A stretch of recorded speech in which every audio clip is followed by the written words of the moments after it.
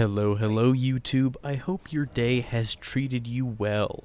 Today I will be showcasing a variation on an Arcane Faith build, focusing more on the casting, that's why we have the Faith, and I would like to call it a variation or my take on the Dragon Caster.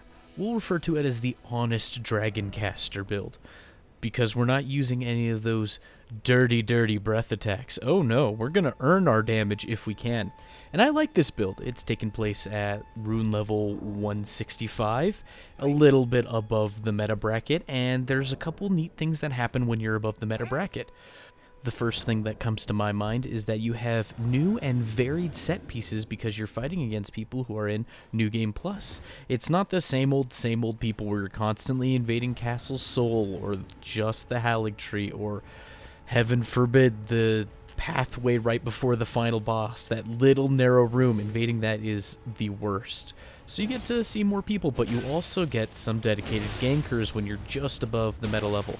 Those people who are chilling around level 150 because they want to fight all the invaders who are at level 137. I think that's how it works. I could be a little wrong on the numbers. That's what it felt like anyways. And it was a good time. I like this build quite a bit. It was a good amount of fun. It's supposed to be a casting build. You should focus on casting and try to whip out those spells whenever you can, whenever it's reasonable. And they hit hard. The scaling is quite good. It's maybe not the most optimized caster, but you have a few extra tools in your arsenal because you're above that meta level. You have a couple extra points to play with, and as you may have noticed when looking at the stats spread, we have some strength. We have a little bit of strength, so we can use some of the strength tools and have a good time with that. We can use the Mirai's Greatsword, which is, I think, primarily a strength weapon. We have enough strength that when we two-hand it, it makes a difference. And for the most part, it shows, especially during the weapon art. The weapon art hits hard. And, oh my gosh, this guy, he had my panic rolls dialed in with that Giant Hunt. He kept hitting me with it, to the point it made me want to get Giant Hunt and start using it on people. Though I have a feeling I would not have nearly the level of success that he did using it on me. But, like I said before, this is my take on the Dragon Caster build. That first Talisman slot is highly negotiable. I like the spell damage Talisman, but you could, if you want to be a little more melee-centric, you could swap it out for the Shard of Alexander. If you wanted just that multi-hit damage stacking that comes from the Millicent prosthesis, you could use the Rotten Wing Talisman, if you so choose.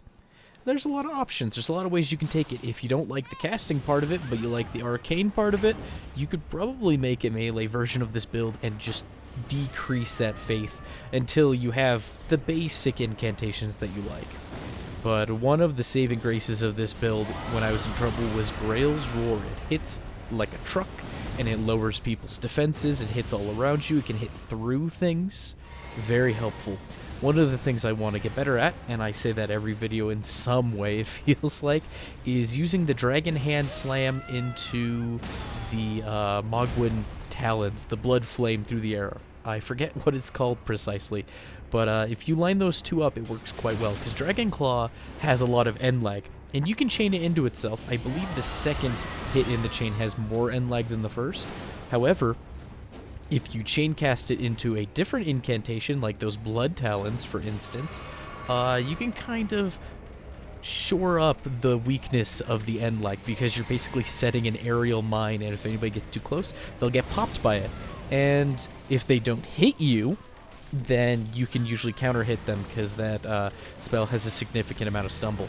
You don't have to use the spells I used, for instance. I like the blood ones just for the flavor, not even because I'm trying to build up bleed or anything. I like being able to throw a big wide sweep at people. I think the flies are useful for harassing people. Not for the damage, not for the bleed, just to get people on their toes a little antsy. Stop them from hanging out in one place or another. So you can swap out a good deal of those spells, and you can use normal faith incantations that are under 36 faith, I think is where I have this build. So if there's any incantation that you like, it'll work very well on this build. The Arcane and the Faith are working together. I wanted a little more Arcane on the build, that's why I have, I think, 50. So that if I had an Arcane infusion on a weapon, it would do quite well. Though I didn't play with the clips I got for you today, I didn't play too much with the other weapons, but I had a slew of them should I want them for any reason. Maybe I'll do a part 2 of the video and focus on those other weapons, I don't know. Other incantations you might like to use, maybe you'd like the Honed Bolt incantation, you know, hit those suckers with a lightning bolt. It won't be as optimized as if you're building specifically for a lightning build, but it'll hit hard enough for your needs. One of my favorite things about this build, all in all, is the AoE aspect of it. Your capacity to just hit a huge area, whether you're using Dragon Claw, whether you're using Grail's Roar, what have you. And oftentimes you can hit people with the Mariah's Greatsword as an Estus, or sorry, a Flask Heal punish. If they're too close to you, you can just kind of lightly tap the, graze that, L2 button, and you'll punish them very well. It'll hit them multiple times. You'll stack your buffs, your multi-hit buffs that you have going on. You can use it to punish people who are chasing you too hard. It comes out pretty fast. If you ever find an opportunity to charge the thing, you will just mince fools.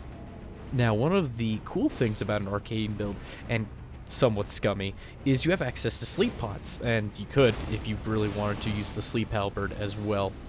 But you could put somebody to sleep, and if you got your timing just right, you could probably put somebody to sleep and then hit them with the fully charged Mariah's. You'd have to get it down just right, but you could. It is a thing you could do, and it'd be quite rude to do so. Though, it may be more worth your time to hit somebody with the Blood Talon or a fully charged O Flame and then combo it into an uncharged Mariah's Greatsword. That feels a little easier to land when somebody's sleeping, you know. You would want that to be really tight because people aren't asleep very long. You have to capitalize on that nonsense. That's another thing I should have done. I should have used O-Flame. I know I used Catch Flame a few times, but O-Flame is the slightly larger melee flame spell. Look at this heal. Look at how I punish that heal. Oh, delicious. He just went for a heal, and I was able to hold him in place for 1,000 or so damage. My goodness. I like the Mariah's Executioner Greatsword. It feels like I don't have many opportunities to use it. When I made my Strength Arcane build, I don't think I used the Mariah's Greatsword. I may have, like, put it in the inventory, but I don't think I used it. And that's because it was a bleed-centric build, you know, getting those statuses. There's nothing wrong with using all them statuses. But I didn't get a chance to use it, and here I got a chance to play with it, and it was great. This clip that's in front of you, though, this was like a 12-minute invasion. I'm not going to show you the whole thing. It was a lot of this guy running and waiting for blues to bail him out of trouble, and me finding positioning to kill his waves of reinforcements. But I wanted to show you this neat little moment. Look at this running attack. You see that? You can run it back if you want to, or need to. I hit him through the door. His latency was about 160, and I just knew where he was going to be around that corner, and I just planned the running attack, because if you hit late enough in the attack, you don't plink off walls. And I took the gamble, and I won, and I felt big-brained. Could I do that on command in the future? Probably not. It was kind of a Hail Mary combined with a slightly above-average IQ. But I digress. Neat little thing. Thought I'd include it for your viewing pleasure. Now this duo, I was, based on that fingerprint shield, I overestimated them. I bailed, and I reassessed the situation, trying to figure out how I can get at them, and I figured they were a bona fide gank squad, that I was going to be in trouble as soon as I got up close, that they were going to be probably as skilled as I am, but have the advantage of numbers.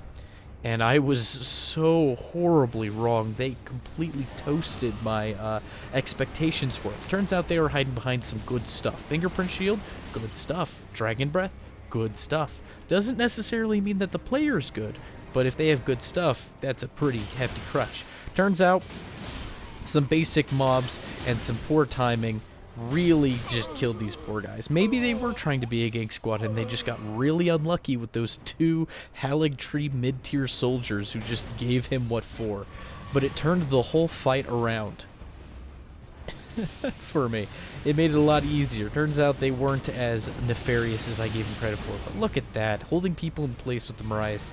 Even if it doesn't fully hit, it gets your buff going, I believe. I don't know how many of the hits it takes for it to charge your buff, but I know I'm pretty certain even uncharged the Mariah's Greatsword and the Regalia of Eokite, or however it said, the Dex straight sword version of it. I think they hit like 8 times uncharged, which is enough to, you know, get that buff going. There's lots of things that can proc the Millicent Prosthesis or the Rotten Sword Insignia that you wouldn't think they would. Gavel of Hyma, for one. That thing hits twice, even though you only swing it once and could chain it into a second hit.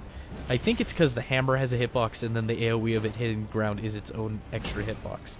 Because if you happen to hit somebody with Gavel of Hyma, it procs at least the first tier of the buff immediately, which is pretty neat. And I wonder if the Dragon Claw does it as well. I don't know. I'd have to pay attention. Maybe it does. I think it does. I don't know. Maybe I was hitting that guy enough. Maybe the Dragon Claw is like the Gavel of Hyma. I would need to double check that. Don't quote me on that, but I think the buff just appeared. I'm not going to rewatch the footage. I'm on a roll. But hey, if Dragon Claw procs it, even better. But it's really neat playing a Spiral Caster. And I refer to it as that because Vati Vidya, known lore YouTuber for the Souls series, he had a build video a while ago. And he made the Spiral Wizard, and it was basically just a wizard who used the Mariah's Greatsword or something like that to stack spell buff, or stack spell damage, or just damage in general, thanks to the multi-hit ability of those drill swords. You know, you'd set up a glint blade in the air, 1 or 2 or 3 or whatever. You know, the spells that fire after a delay. You'd run up to your enemy, stack the buff, and then by the time the spells are actually hitting your enemy, it would do the big damage. So that is something that now is imprinted in my mind. Anytime I see somebody casting and using either of those weapons, it's the spiral version of that same build. But I digress. Recently I had a funny thing dawn on me, a little realization, we'll put it. I noticed that in my own PvP experiences in the last 2, maybe 3 videos, maybe more, I don't know, I've been getting more backstabs. I've been doing very well at getting the backstabs, I've been doing the pivots, I've been getting the grabs, I've been punishing the bad jumps, things like that. Or at least going for it. I don't always get it, but I've been getting it more than I did for a good deal of my playing of this game. At least the first year, definitely far more. It feels like it's accelerating. I was like, wow, is this a sign? Am I getting better at the video game? Am I succeeding through my efforts? And then it occurred to me, in the most recent patch, they increased the angle at which you can grab for backstabs. They just made it easier to get backstabs in general. And I was like, oh, am I getting better? No, they just made parts of the game easier. I'm not succeeding. They made it easier. But they made it easier for everyone, so that's not all in all bad. But still, had some fun fights with those lads in Farum Azula. I was surprised to get 2 very fun, good-natured fights in a row. Heck, the first one in that Farum Azula, there was 2 dudes. They could have ganked me at any moment, but they were fine with some honest, earnest duels. That was neat. That was fun. I appreciate those boys. They didn't have to do that. I'm here on my own terms, you know. I showed up. Maybe they had a Taunter's Tongue on and turned it off. I don't genuinely know. Maybe they were hoping for 2-on-2s. I guess the fights ended too quickly for me to know that. But I appreciate them for doing that. If I needed duels, I would be dueling in the arena, but maybe not everybody thinks that way. And so here I am fighting very lore and cosplay accurate Kratos from the God of War series. Remember when Kratos layered himself in ornate armor and wielded a twin blade? I sure as heck don't. I never played any of those games, so maybe there's a part of those games that I'm completely missing. I'm just vaguely aware he's like the God of War or something like that, and usually he's half naked and he's got some sort of axe or daggers or whatever. So this doesn't feel accurate for somebody who only knows about the game through cultural osmosis. But still, this guy was doing a Taunter's Tongue run. I had another fight with him later, where it took me like 6 minutes to find the poor guy in his own world. And it was because for some reason he wasn't showing up on my compass. No matter where I went, I couldn't find him, couldn't see him. He wasn't showing up on my compass. I thought he was doing that glitch where people stand partially off a cliff or whatever so that they don't show up on other people's compasses. That's a thing that AFK farmers will do from time to time. But no, he just couldn't find the fellow. But I gotta appreciate those honest Taunter's Tongue runs where they just want 1v1s as they're progressing through the level, they want to progress through the level, and generally they want to fight you as well. Nothing worse than fighting somebody going through the base game, Taunter's Tongue edition, but they turn it off as soon as they have an ally or as soon as you appear, those kinds of people. And there's plenty of videos out there of folks griping about that. Did you see that magic hit? You might need to run it back. I was too busy blabbing on. That magic hit, that magic arrow hit me while I was behind cover a good distance. That must have been a strange latency thing. Still, I had a good time with this invasion because I like having tools in my arsenal. It's something I talk about an awful lot every time I get a chance. Just having even 36 strength or whatever it is, it might be 32 actually, I think 36 is the thing. Having a okay amount of strength on the build means I can wield a great bow, which means I can harass people, I can give them the big shots. Spells don't do that as well. You have to lock on for spells, and you don't necessarily have to lock on for the great bow, though there are functions of it that are very grand once you can lock on. But this clip for me, it means more to me than it'll ever mean to you. Don't you worry. And look at those orbiting bubbles. That's silly. That's very silly looking. I don't think I've ever seen that before in my whole time playing this game. Still, I like having access to the great bow, even as a caster. So I kind of like this level 165 threshold. I like having extra stuff. To be fair, your build kind of devolves the farther you get. You have less of a build. You're not making nearly as many sacrifices as you probably ought to for a functional build. But I digress. That's just the arms race of Elden Ring, it feels like. Look at that poor sucker, just getting thrown from the branch. Oh, that's a long way to fall. That tree is just gigantic. It's just a monolith. He didn't survive that landing. He hit the water below and it was like concrete. He is gone. And I felt like including this little clip because I was getting so ready to snipe these fellows. And, you know, more great bow and can't help myself. And they both just fell off the cliff. One fell off and I feel like the other joined him for the joke. And I appreciate that little bit of good humor in my dark fantasy setting. But I digress. More digressing. Can't help but digress. It's funny how I realized how much I like trying to chase people and roll catch them with Catch Flame, when I don't really do that very much when I do play a Pyromancer, when it's probably most optimal and a lot of fun to do so. I feel like I don't run into opportunities for it, but I run into opportunities to catch people with Catch Flame when I'm playing any other build. This build, or perhaps a strength build that has a smidge of faith or what have you. I just wanted to include this clip as well, because bullying people with the great bow, it's just funny to me how I was shooting in the same spot over and over, and he was getting hit most of the time. It just cracks me up. I'm a little self-indulgent with that, and you will have to forgive me. I can't help it. I just love the great bow. I don't like fighting people with the great bow. No, of course not. It's not too terrible, but whenever somebody is really good with a great bow, it shows. And it's terrifying, and you get a little taste of your own medicine. And I guess that's just desserts. Here's another random train of thought for you. I think I started it earlier and abandoned it because too many thoughts in small head. But I've been having a good time investigating other brackets to play the game at, because there's a little more activity than I thought there'd be, especially in the afternoons. And I had a great time at level 90. I'm having a good time here at level 165, seeing varied environments, and I think another bracket that'll be coming up is, I think, 200. And that's mostly because I yearn for the Dark Souls 3 days where I could run a quality build. I just love having so many options. You know me, I talked about it. I love them options. You see that Dragon Slam? That Dragon Claw Slam? Whew. Cold sweat. Makes me giddy. The good stuff. It hits so hard. It's a grand choice. It is the game changer. It can be the get off of me button. It has hyper armor. You just gotta be wise as to not trade too many hits.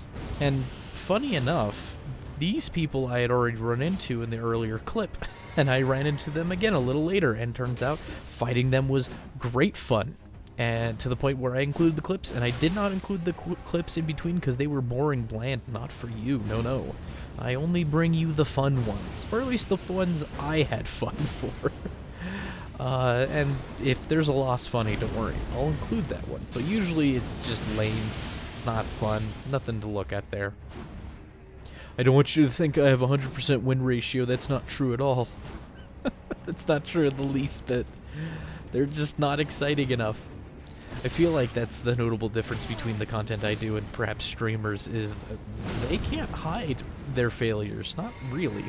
I get to edit mine out. I get to go, ugh, I failed. I botched my attacks. Or maybe I'll win, but I made so many terrible mistakes and flubbed so many actions that it's just like a lame fight to watch, where it's just a slog to get through.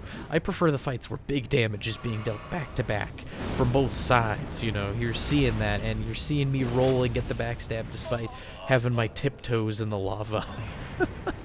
Oh, what good chums. I hope they had fun with that. And here we are, waving at the Herald of Nurgle, and typical of a Warhammer 40k fan, do you see that toxic arrow he shot at me? That wasn't very nice of him. Or deadly poison, I guess. Toxic is a Dark Souls thing. But still, look at this funky build. He's supposed to be a little rotten herald man, full of poisons and mischief. And turns out he's susceptible to the arcane. It's kind of funny. We probably have variations on a similar build. I wonder if he has arcane, or if he was just going the strength route and having statuses. I assume because he was throwing pots and stuff, he probably had some arcane, but I don't know. Arcane colossal weapons seems a little silly. But I want you to watch this fellow and watch his health bar disappear. He didn't even have enough HP for me to finish the pseudo combo. Shame. See you later. Have a good one.